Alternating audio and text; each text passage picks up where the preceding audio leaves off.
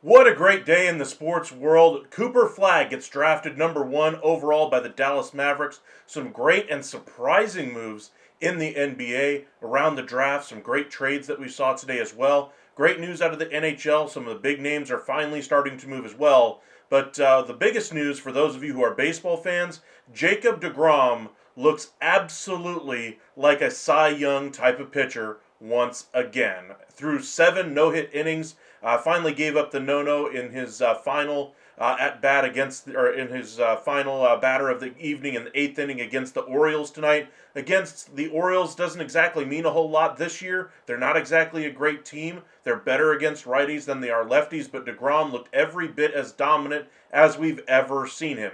He's never thrown a no-hitter. This is the first time he's thrown a one-hitter, and just a great performance by Jacob Degrom. Excited to see where his next step is going to be. Rangers have been very patient with him, trying to keep him on schedule. They've gone out of their way to kind of protect him in that rotation, but every single start, he just looks a little bit stronger, and a little bit stronger, and a little bit stronger. You got to hope by the postseason he's kind of built up back to where he was pre-injury, but Degrom looks absolutely like a Cy Young contender this year. That and much, much more ahead next here at The Upside.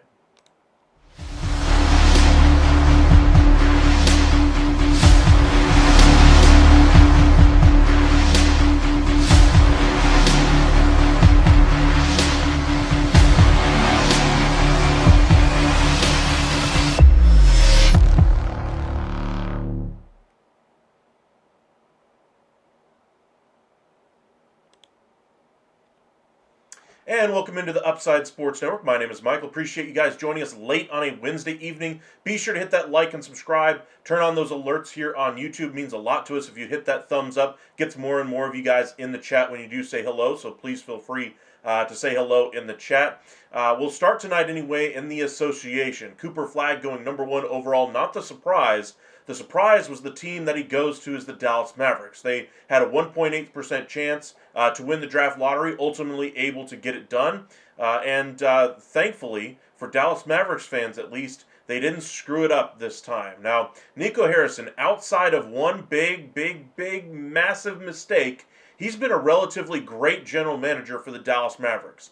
However, that one mistake, franchise-altering, fan base-changing type of move that just is absolutely unforgivable. Now, the front office basically is kind of kind of weathered the storm, at least in my mind.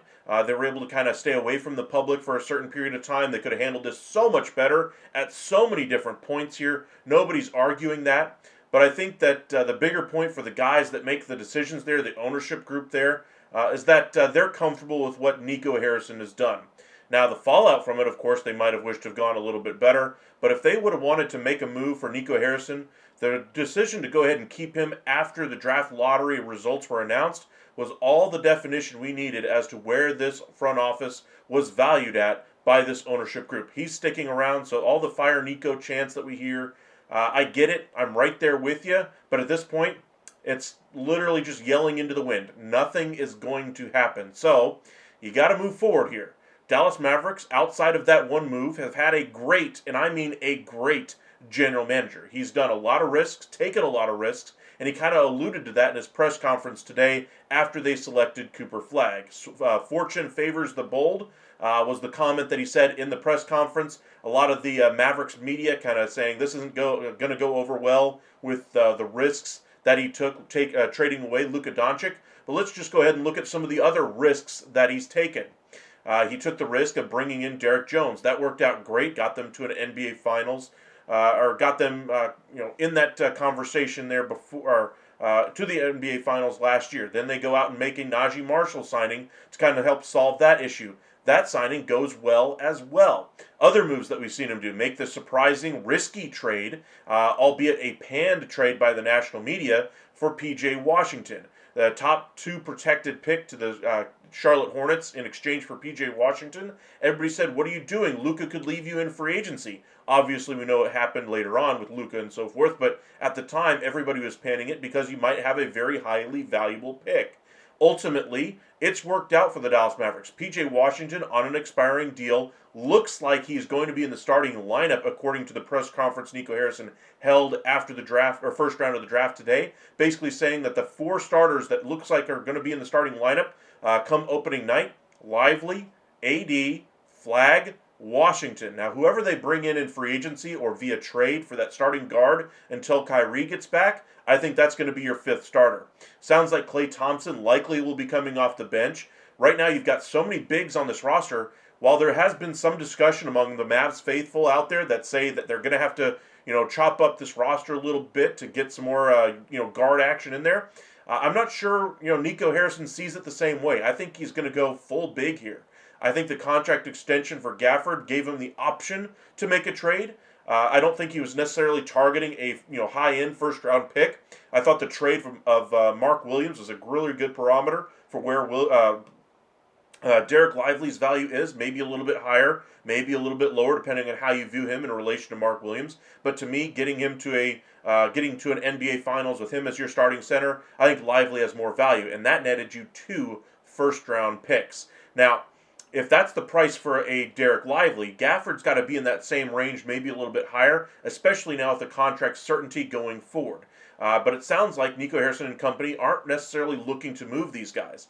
As I was watching the draft unfold, it just kind of struck me, how he's really built this roster. You remember all those years ago when LeBron was given all the bad, press for building a roster his way, not giving a young guy any chance on his roster, not allowing those guys to grow on his roster, that he wanted veterans to come in and, get the job done. And I see a lot of that in Nico Harrison. Now, he's still not above taking a first rounder. We saw that with Hardy. We saw that with Omax, among others. And Lively, of course. But he's looking for proven athletic type of players, which I think is a little bit different from the way LeBron views the game. But he's still looking for those veterans that can kind of help him win in that 3-year window he referenced after the Luka trade. So we'll have to see what happens going forward, but Cooper Flagg figures to be in the starting lineup opening night for the Dallas Mavericks, and he looks every bit the part of a superstar. Excited to see what he brings to the Mavericks. Anthony, welcome in. What are your thoughts on my Heat drafting Jakurunas, and do you think that means they're eventually going to move Tyler Hero to the 2-guard position because we run a ton of pick and roll? Yes, it's always tough to see with a rookie drafted that, I'm not going to say that late, but later on in the draft. You always see some of the later first-round picks always have an immediate impact. Could he be one of those guys this year? I think he could. but I don't think he's necessarily changing your offense because you drafted him later on in the first round. I think there's an ability to have him grow on that roster and make a difference later on, but I'm not counting on him for any significant production this season. Now, as far as Tyler Hero is concerned, that's kind of what I'd be looking for him to do anyway, kind of the pick and roll thing. I think they're going to try to go into free agency and try to get to say a poor man's Kevin Durant would be a bit of bit of an overstatement. They need even further on down, a poor man version of Kevin Durant. I think that was what they were hoping to ultimately get done this offseason, is get that type of player. I think they ultimately decided to keep their powder dry in hopes of a Giannis trade down the road, however unlikely that may be. But the Heat are always star hunting, and I think they're just going to try to keep that or their roster flexibility open here. I have heard rumors about them being committed or connected to Jonathan Kuminga as a RFA candidate. We'll have to see what they do there. Maybe there's a sign and trade that could work out for both sides. They did just get together on a trade that sent Jimmy Butler to the Warriors just a few months ago. But that's item number one. Other items that we kind of saw around the NBA draft, just an absolutely puzzling trade by the New Orleans Pelicans, giving up a completely unprotected 2026 first-round pick, which, by the way, could very well be number one overall, because I did not like the move bringing in Jordan Poole. They drafted a couple more guards. They needed to bring in a center, and they really didn't do that. And I really don't like the makeup of this roster. Zion could be cut the next day because of what's going on off the court for him.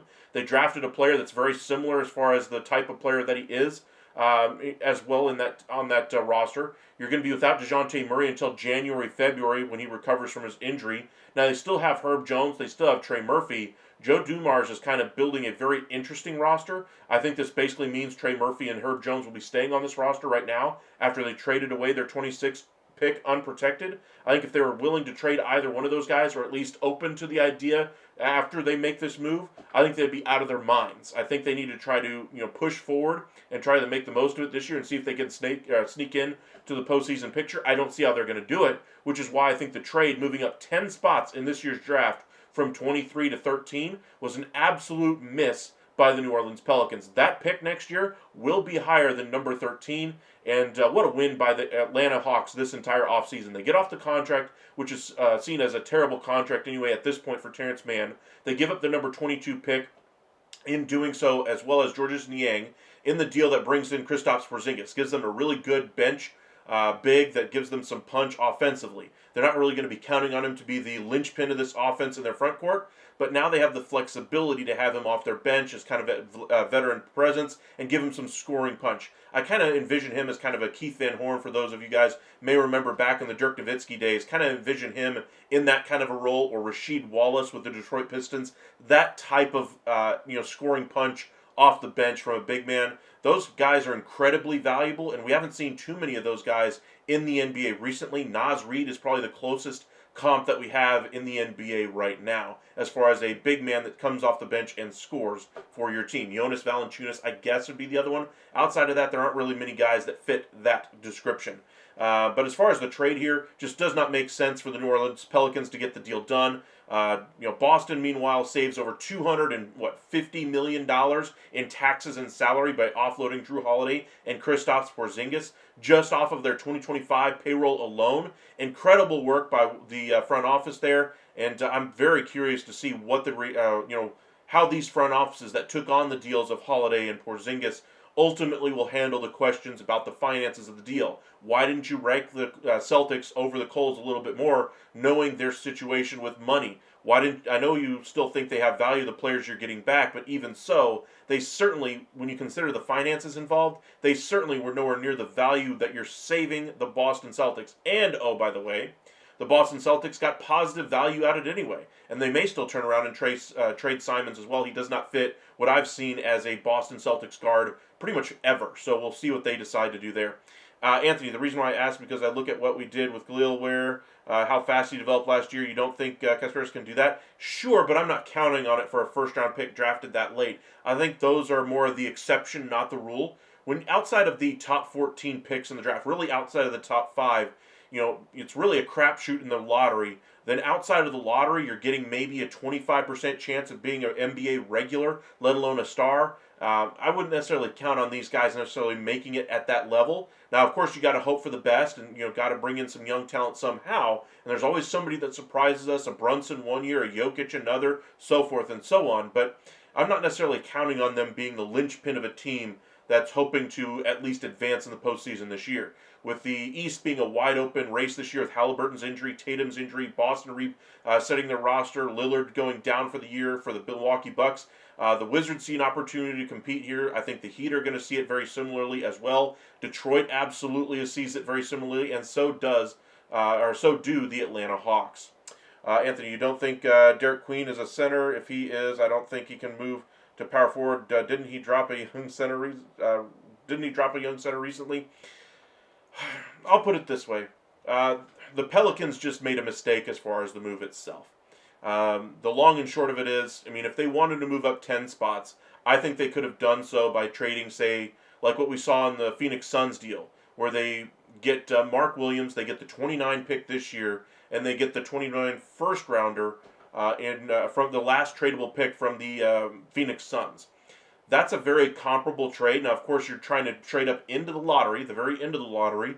But if you package, say, a couple of late first-round picks or packaged a couple of second-round picks, I think you could have moved up to that range, or maybe even traded a piece off of your roster. I think that the trade that they made the other day, trading C.J. McCollum to the Washington Wizards in exchange for Jordan Poole, was a mistake. I think taking on the contract of Poole was a mistake. I think taking on the player in Jordan Poole was a mistake. I just don't like Jordan Poole as a player at this point. I think he's vastly overvalued, even for the depressed value that he has compared to what he was with the Golden State Warriors. But I think C.J. McCollum, with his defensive limitations, the expiring contract, and still bringing you some shooting, injury risks, of course, still is a far more valuable asset to have. And yet, I think it's just complete asset mismanagement there by Joe Dumars and the New Orleans Pelicans. But maybe they see a path here. Maybe Jordan Poole somehow finds his Golden State form once again. I doubt it. But, you never say never. But I just think it's a really big risk of a move when they didn't have to do it. And I think trading an unprotected first and what is supposed to be a very nice draft next year, almost as good as this year, if not better, I just think it was a bit of a mistake to include it as an unprotected first-round pick. I think you're undervaluing Queen a little bit. I think he was projected top 10, possibly top 6 pick. That seems like a steal where the Pelicans drafted. I agree with you, gave up way too much. I'm not necessarily bagging on Queen too much. It's more about the value of the pick. I think that if you wanted the player, you could have gotten him for so much less. It's like the way the Dallas Mavericks traded away Luka Doncic. Sure, you make the decision to trade away Luka. Okay, don't like it, but hey, let's go ahead and at least maximize our value here. So instead of doing that, the Mavericks identified one player that they wanted and did whatever the Lakers wanted to be able to get the deal done to get that player. They could have gotten so much more in return if they had just shopped around Luka Doncic.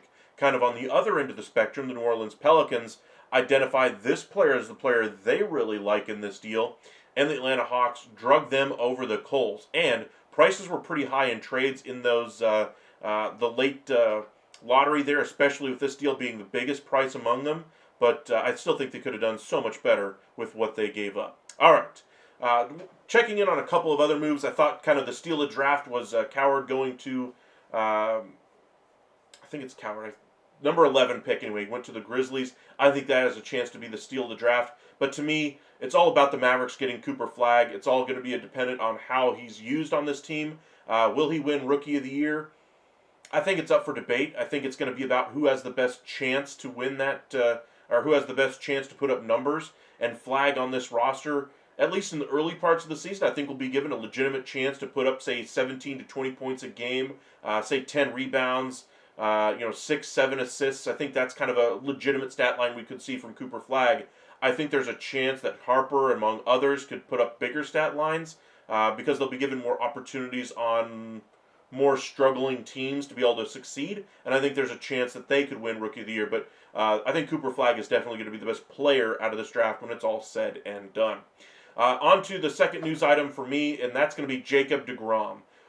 Threw a near no-hitter tonight for the Texas Rangers. And let's go ahead and pull up the numbers real quick. Let me pull up my screen for you guys.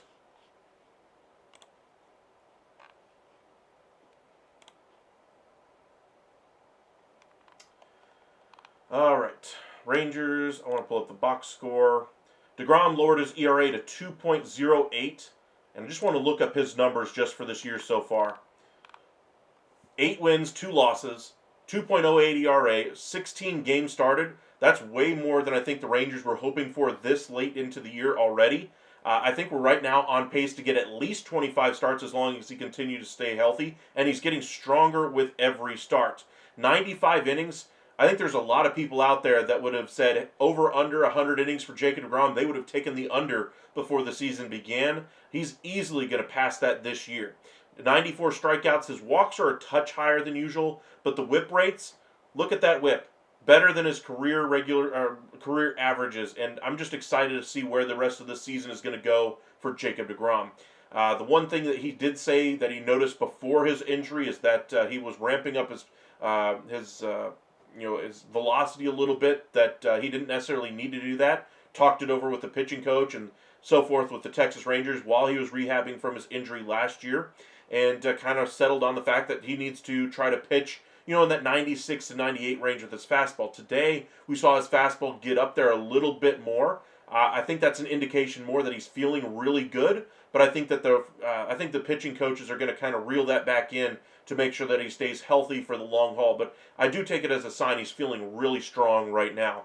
As far as his last 7 games so far, last 15, 4-1, a 1.83 RA, so he's pitching even better. Only 25 hits allowed in his last 44, almost 45 innings. Degrom is absolutely on the Cy Young pace right now. Let's go ahead and pull up kind of the stats. Let's go back to MLB.com. Let's look up our stats. I want to look up pitching. We're going to look at ERA. Hunter Brown is right now tops, 15 games started, 1 complete game, 91 innings so far, a 1.88 ERA, strikeouts 109. He is very, very good. Right now, he's probably put him as the favorite. Max Fried has been great, 10-2 record, a 1.92 ERA. He is the sole reason for me why the Yankees have played as well as they have so far. After the loss of Garrett Cole, he really stabilized that rotation and gave them a lot of belief that they would be able to weather the storm. 108 innings pitched for Max Fried as well. Really like what he's done, 104 strikeouts. Garrett Crochet, 7-4 record. I think that's more indicative of the struggles offensively for the Red Sox, at 2.06. ERA, 17 games started, 109 innings so far. Giving up 80 hits, 135 strikeouts. A few more walks anyway as well. But overall, just really good numbers. I think your top 5 pitchers in the game right now are pretty much on your screen.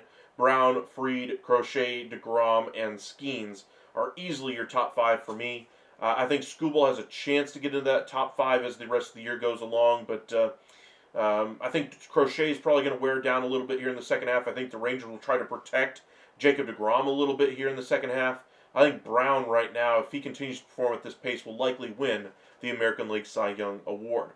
Anthony, Michael, what are your thoughts on this rumor deal with the Lakers and the Heat, with the Lakers getting Wiggins and the Heat getting Dalton and Rui? I don't like the move for either club, honestly.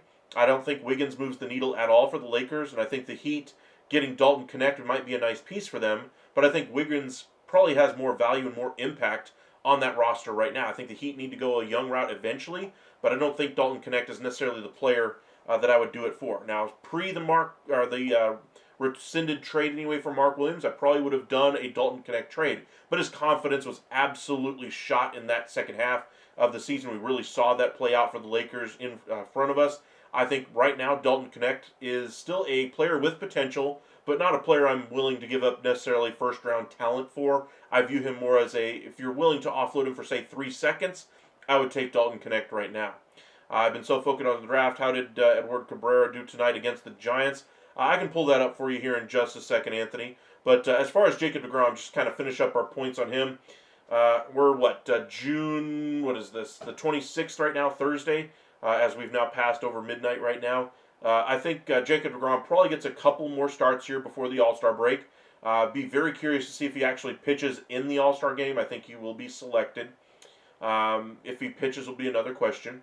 And then how do the Rangers use him in the second half? Do they give him a few more starts, or say they skip him a start after the All-Star break, just to give him a little bit of time here? Because it does look like John Graves should be back and healthy by that time. Rangers did get some bad news anyway that Bradford will be out for at least the rest of this year, likely the majority of next year, after he's going to have an elbow surgery after not electing to get it earlier. Sounds like there was some issues that were discovered in the medical exams that he had after some issues in his build-up to kind of getting back to action here, and then they ultimately are going to have to shut him down. So I think the Rangers just, really bad luck once again on the pitching side there, but they've had some really strong performances out of this pitching staff, and I think they'll try to add at least one more depth piece. But it sounds like Jacob Latz could have earned himself a spot in this rotation going forward with the performances he's given recently. Kumar Rocker could find himself back in AAA to kind of work on a few things here recently.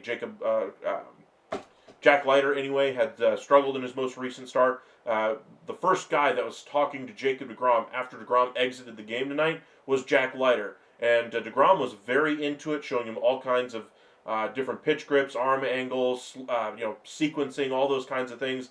And for those of you in the New York media, shame on you for not saying Jacob Degrom was willing to be a team player, willing to mentor the young staff, like Eovaldi would for the Texas Rangers. And boy, oh boy, have they been wrong about that. He did that the entire season last year when he was down due to injury, working with a lot of the young pitchers that they had on the staff. Even when he wasn't able to compete on the field for the Rangers, he certainly was trying to contribute with some of their young starters that they had and some of their young pitchers that they were working with from the minor leagues that would come up, throw a couple of bullpens for the major league staff, just kind of show what they were working on, and then go back down to the minors after getting a lesson from one of Eovaldi or Degrom. He was great in that role last year, and we see a continuation of that this year. So shame on you, New York media, for saying that Degrom was not about those things. Couldn't have been more wrong. I will be waiting for your handwritten apology to Mr. Degrom, but I won't hold my breath.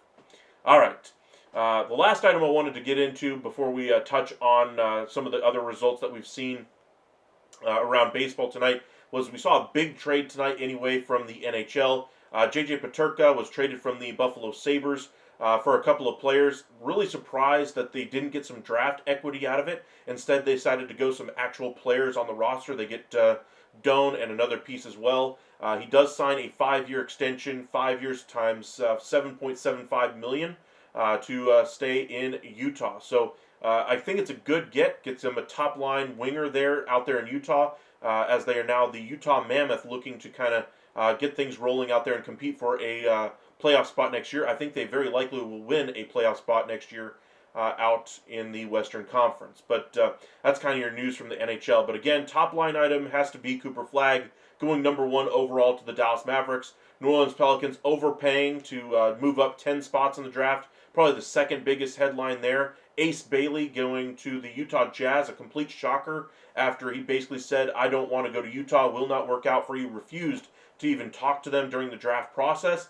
Ultimately, Ainge and company said that if we view you as the player we want to take, to heck with what you want, we're going to go ahead and take the best player available and who we view as the best fit for our team. And that's what they did. They drafted Ace Bailey. A little bit surprised that they stuck with that decision. I thought they might turn around and try to trade him, at that point. But ultimately, they decided to hang on to him. And we'll have to see how this works out. I think that the Utah Jazz have a glut of guards right now. We're going to have to see if they decide to move off of, say, a Colin Sexton in a bit of a roster-clearing move. That's one option for Dallas if they decide to go to the trade market to fill the role of a starting point guard until Kyrie Irving gets back healthy. That is one option that is out there. The Phoenix Suns also stealing some headlines, taking a center, number 10 overall, and then trading for a center, Mark Williams, from the Charlotte Hornets. I think the Hornets are going to have to add some size here this offseason, so don't be surprised if they're linked quite a bit to the Portland Trailblazers with some of the centers that they have, or the Dallas Mavericks with the size that they are working with, as far as some trade possibilities as well. All right, you asked about the performance tonight anyway from the Marlins.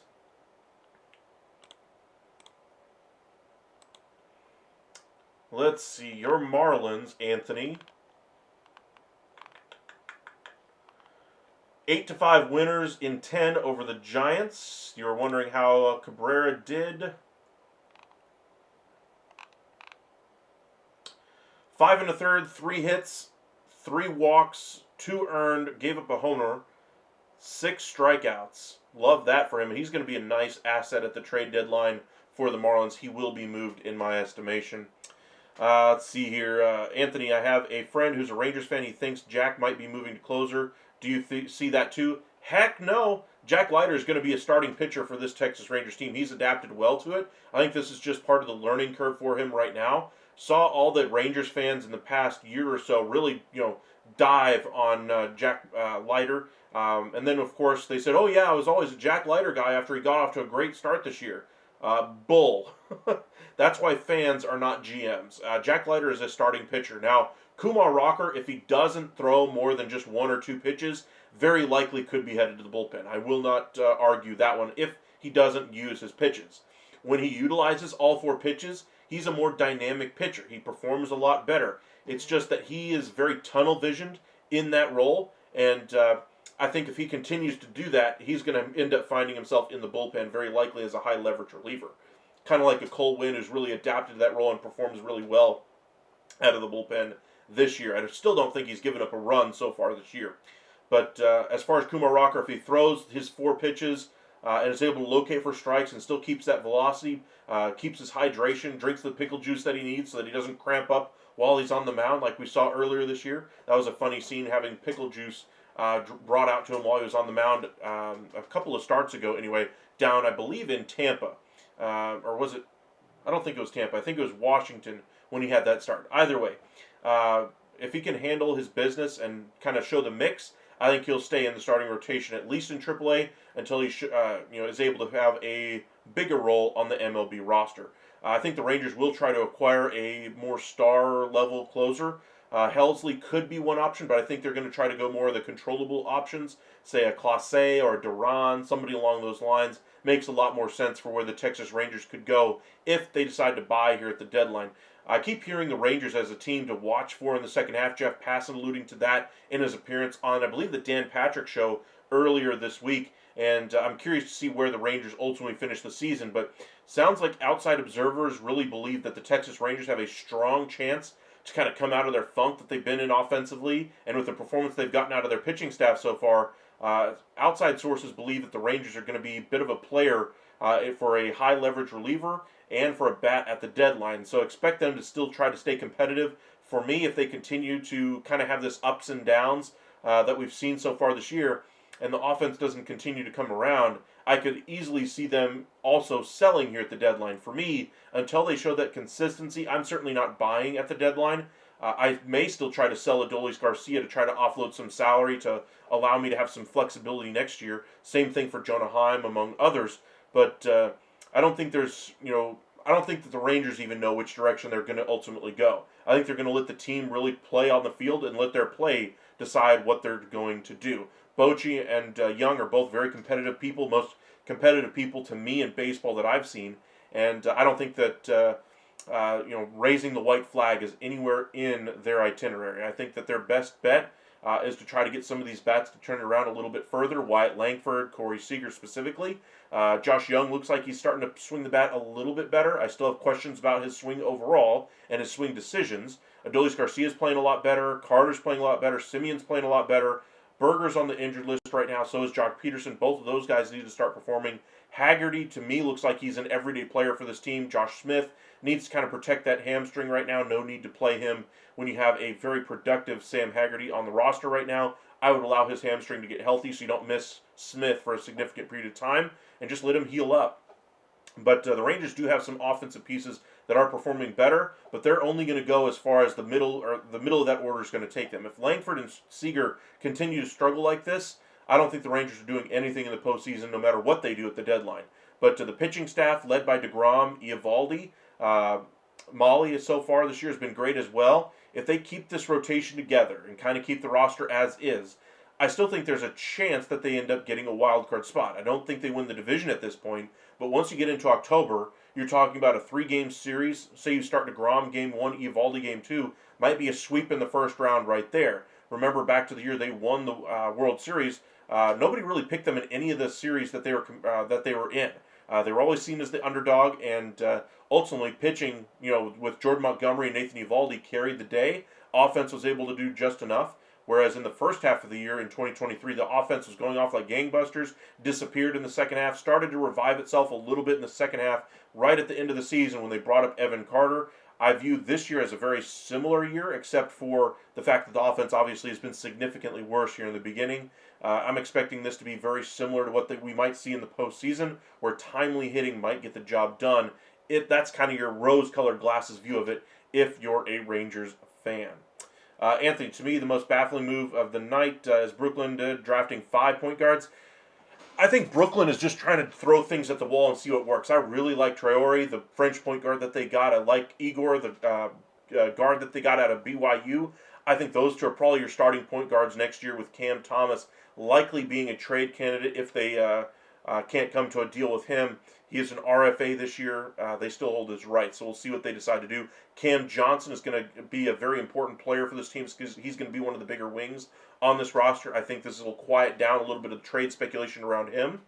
Terrence Mann, I think, will be a good veteran presence in that guard mix, kind of instilling some defensive capabilities in some of those younger guards and seeing what they have to work with as the year goes along. They're not necessarily worried about them winning the NBA Finals. They're not necessarily worried about winning the number 1 pick next year because they don't really control their destiny with their draft picks anyway. And so they'll just have to see where the chips fall at the end of the season and try to do their best from there with what they've got. But the first time ever we've seen a team take 5 players in the first round, and I think they will utilize all 5 of those players. Anthony, I'm surprised Wyatt struggles in Texas because I thought you guys are a hit-friendly ballpark. Where I'm thinking of your old stadium over there in Arlington. The old ballpark in Arlington had the quote-unquote jet stream. That was a hitter-friendly ballpark. The Globe Life Field where they're playing right now is by far a pitcher-friendly ballpark. It is the lowest batting average on balls in play. It is the lowest home run rate for both road and home teams. It's not just the Rangers' struggles at home that have caused those numbers to go down. It's road teams as well struggling. That park, when teams play in there, for whatever reason, the ball just doesn't carry quite as far. The ball just kind of dies in the outfield. It just, for whatever reason, offense is significantly lower. I think it's 150 points lower on OPS anyway than most other ballparks. And I think the Rangers kind of are going to have to figure out why is that, or what's causing that. Is it the way that the air conditioners are angled to kind of knock the ball down from the as they try to cool the entire stadium, because it does get hot down in Texas? Is it that when they have the roof open, it plays like a completely different ballpark? What are the reasons for the struggles for offense in Texas? And it certainly is a pitcher's park by far. Let's see here. You guys are worse than Lone Depot Park in Miami. It's the worst park in baseball, and it's not close. All right. Appreciate you guys joining us. If you guys are a Cooper Flagg fan heading to Dallas, drop us a like in the chat. Tell us where you're watching from. Tell us what you see for Cooper Flagg going forward. Tell us what you think about Jacob Degrom possibly being in contention for the American League Cy Young Award this year. Some really good candidates this year. Hunter Brown, Max Fried, Garrett Crochet, Jacob Degrom, all in the mix for me. Bubeck for the Royals, as well as Tarek Skubal for the Tigers. But Jacob Degrom off to a great start this season. Again, just kind of pull up his numbers. I want to pull up his logs as well, actually. You can kind of see where he started the year. Kind of started off a little bit shakier with a couple of starts against Tampa Bay and Seattle. But ever since that Seattle start, it's been pretty dang good. 7 innings, 1 run. 5 1/3, 2 runs. 6 innings, nothing. 5 innings, 1 run. 5 innings, 2 runs. 8 innings against Houston, shutout. 7 innings against the Yankees, 2 runs. Toronto, 5 1/3, 2 runs. And then you get into June, 6 innings, 1 run. 7 innings, nothing. Shutout. 6 innings against the White Sox, of course, 2 runs. Pittsburgh, 6 innings, 2 runs. Tonight, Baltimore, 7 innings, nothing.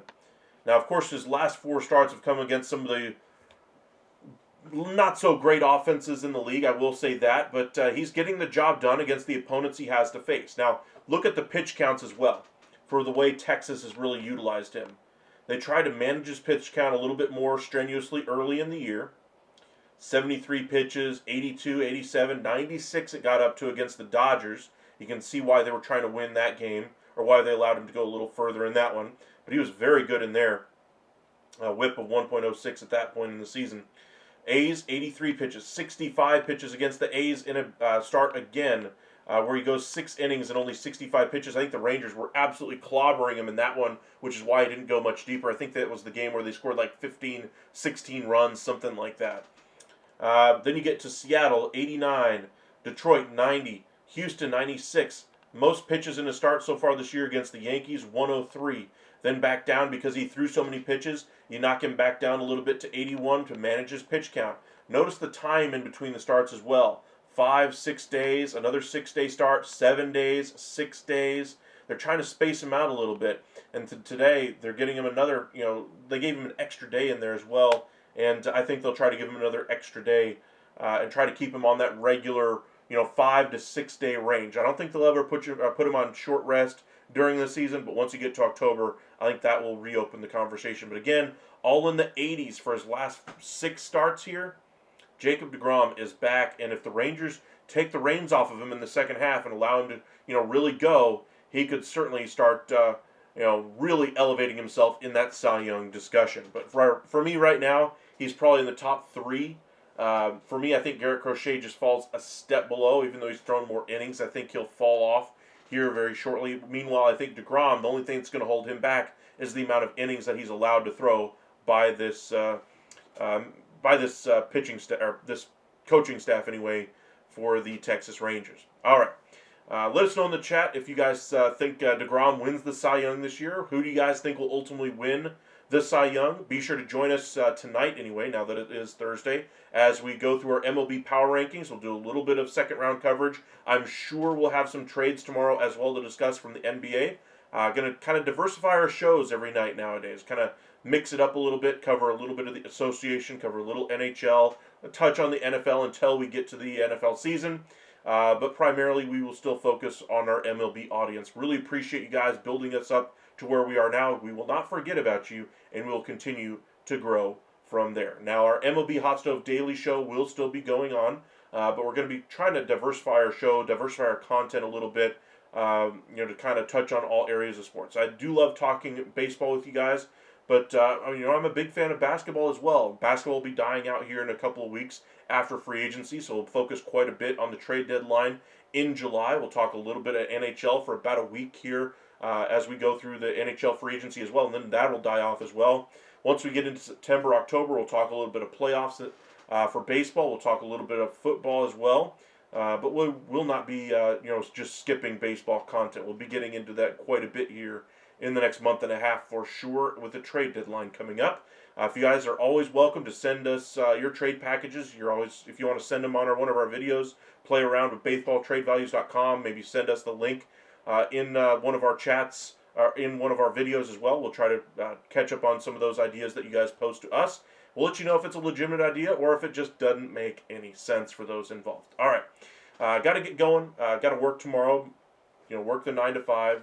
That kind of job as well. But really do appreciate you guys' support. I know you guys who have sent super chats in the past. I want to thank you guys for supporting us, and your continued viewership here means a lot to us. The likes at the bottom of the video go a long way to helping us out as a channel, and responding in the chat, Anthony, all those of you who participate in there mean a lot to us. So really do appreciate you guys spending some time with us late on a Thursday or Wednesday night, Thursday morning. But we'll see you guys again tonight anyway, around 9, 10 o'clock. We'll probably start a little bit later and kind of go through our MLB Power Rankings. We'll also touch on some of the trades as well as the second round of the NBA Draft.